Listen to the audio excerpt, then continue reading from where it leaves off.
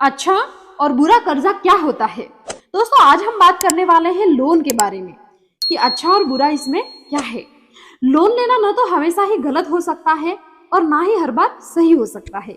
यहाँ पर हम सही और गलत की बात करने से पहले यह समझना जरूर समझते हैं कि लोन लेने की आपकी असली वजह क्या है, आप किस पर्पज से लोन लेना चाहते हैं।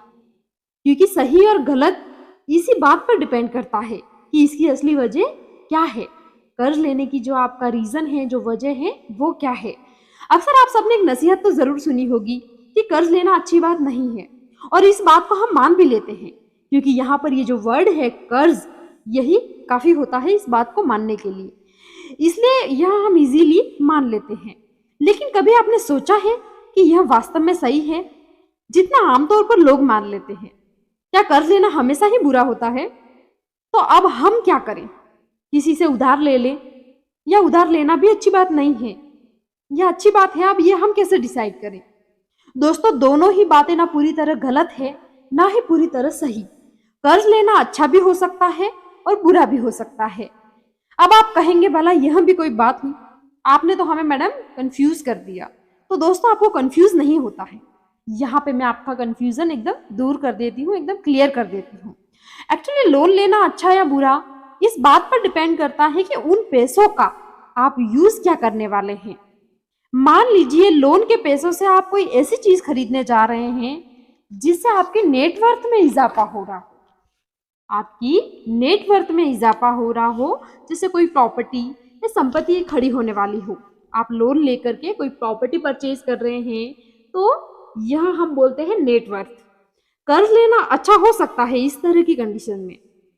या फिर आप कोई इन्वेस्टमेंट का प्लान कर रहे हो जिससे आपको रिटर्न बहुत ज्यादा अच्छे मिलने वाला हो, यानी कि जो आप लोन पे ब्याज पे करने वाले हैं उससे कहीं गुना ज्यादा आपको रिटर्न मिलने वाला हो। लेकिन अगर आप लोन के पैसों का यूज सिर्फ अपने उपभोग की वस्तुओं के लिए, अगर उपभोग की वस्तुओं के लिए करने वाले हैं या फिर किसी ऐसी चीज के लिए या कोई ऐसी चीज खरीदने जा रहे हैं जो अभी तो कीमती है लेकिन जिसका वैल्यू टाइम के साथ साथ कम होता जाता है, घटने लगता है, तो यह बात आपके लिए मुश्किलें खड़ी कर सकती है दोस्तों। इसीलिए लोन लेने से पहले कुछ चीजें जो मैं बता रही हूँ, कुछ पॉइंट्स हैं, आप उसको जरूर ध्यान रखें, तो आपका जो डिसीजन है वो बिल्कुल भी गलत नहीं होगा। जीवन में आगे बढ़ने के लिए या बिजनेस के लिए हर व्यक्ति को लोन कभी ना कभी लेना ही होता है, और मैं कहूँगी लेना ही चाहिए। तो उसके लिए आपको कुछ बातें हैं जो जरूर ध्यान रखनी चाहिए। अगर आपको लोन लेना है तो यहाँ पर कुछ पॉइंट है जिसकी वजह से आप मुसीबतों से बच सकते हैं, आपका डिसीजन गलत नहीं होगा। तो सबसे पहला पॉइंट है, लाइफ में आप जब भी लोन ले, चाहे वो किसी भी तरह का लोन हो, उसके लिए आप जो इंटरेस्ट, जो ईएमआई पे करने वाले हैं उसकी कैपेबिलिटी जरूर देखें। आपकी इनकम के अकॉर्डिंग सबसे पहले कंपेयर कर ली कि आप कितना कैपेबल हैं पे करने में मंथली इनकम, क्या कोई मेंटली बर्डन तो आप नहीं ले रहे। सो दोस्तों सबसे पहला पॉइंट है जैसे कि एजुकेशन लोन। एजुकेशन लोन आप खुद के लिए या अपने बच्चों की पढ़ाई के लिए लेने वाले हैं तो इसमें कोई भी हर्ज नहीं है, क्योंकि यहाँ आपकी या आपके बच्चों की लाइफ को बेटर बनाएगा। बस यह ध्यान रखें कि आपके इनकम के अकॉर्डिंग लोन पे करने की कैपेसिटी आप जरूर देखें, मेंटली बर्डन लेकर कोई ऐसा काम ना करें। दूसरा होता है बिजनेस लोन। या तो न्यू बिजनेस को स्टार्ट करने के लिए या ऑलरेडी चल रहे बिजनेस को आगे बढ़ाने के लिए लोन लेने की जरूरत होती है, और इस तरह के लोन में कोई बुराई नहीं है दोस्तों। दुनिया के बड़े से बड़े बिजनेसमैन लोन लेकर ही आगे बढ़े हैं। बस एक बात जरूर ध्यान रखें कि बिजनेस में रिस्क होता है, अगर उम्मीद होती है तो जोखिम भी होता है। तो लोन लेने से पहले एक फुल प्रूफ बिजनेस का प्लान आपके पास जरूर होना चाहिए दोस्तों। नेक्स्ट होता है होम लोन। होम लोन लेने में भी कोई हर्ज नहीं है, बस ध्यान रहे आप ईएमआई इजी वे में चुका सके। एटलीस्ट प्रेजेंट में जब भी आप लोन ले रहे हैं आपकी इनकम का 40% से ज्यादा ईएमआई का बर्डन ना हो, क्योंकि आप अपने रहने के लिए घर खरीदते हैं तो इससे आपको काफी सारे लाभ होते हैं। आपका रेंट जो है वो बच जाता है और आपके टैक्स बेनिफिट्स भी मिलते हैं। तीसरा इंपॉर्टेंट बात जो है वो है दोस्तों कि फ्यूचर में अगर आप घर सेल करना भी चाहते हैं तो बढ़ी हुई मार्केट वैल्यू का बेनिफिट भी आपको जरूर मिलेगा। अगर आपके पास एक या एक से ज्यादा घर हैं तो आप रेंट इनकम भी ऐड कर सकते हैं।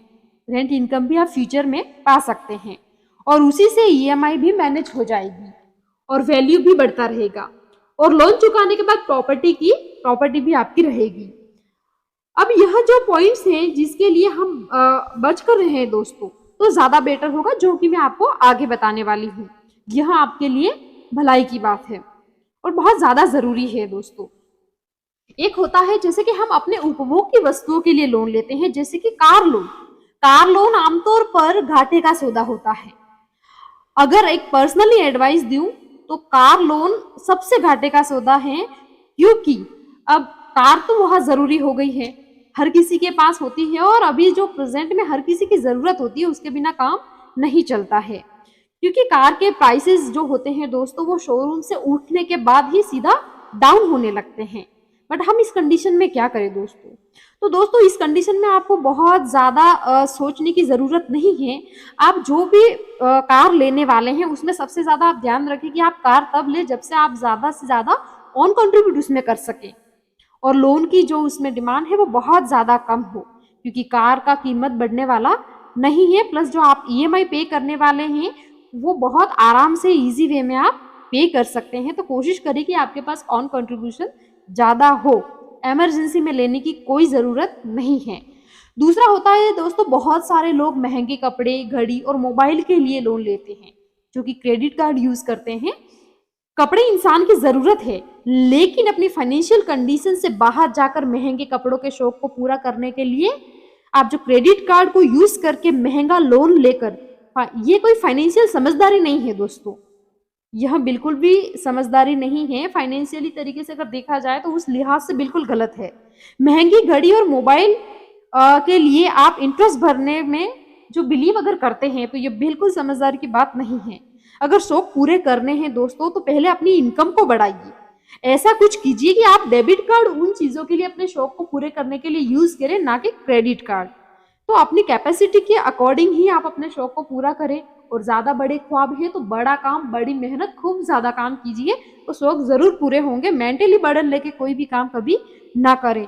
बहुत सारे लोग पर्सनल फाइनेंस करवा लेते हैं, तो इससे भी हो सके उतना आप बच के रहिए दोस्तों, तो आपके लिए बेटर होगा। क्योंकि भगवान ने लाइफ हमें जीने के लिए, मेहनत कमा के खाने के लिए दी। ऐसा नहीं है कि कुछ चीजें हमने खरीद ली, जैसे हमने घर, महंगे कपड़े, गाड़ी, बट ईएमआई के बर्डन में हम इतना अंदर दब गए हैं कि हम उन चीजों का खुशी से इस्तेमाल ही नहीं कर पा रहे। तो यह सब हमारे लिए बेकार है। इसीलिए हमेशा लोन लेने के लिए सारी पॉइंट ऑफ व्यू को नजर में रखते हुए, ध्यान में रखते हुए अगर आप ये डिसीजन लेंगे दोस्तों, तो जरूर आप कभी भी परेशान नहीं होंगे।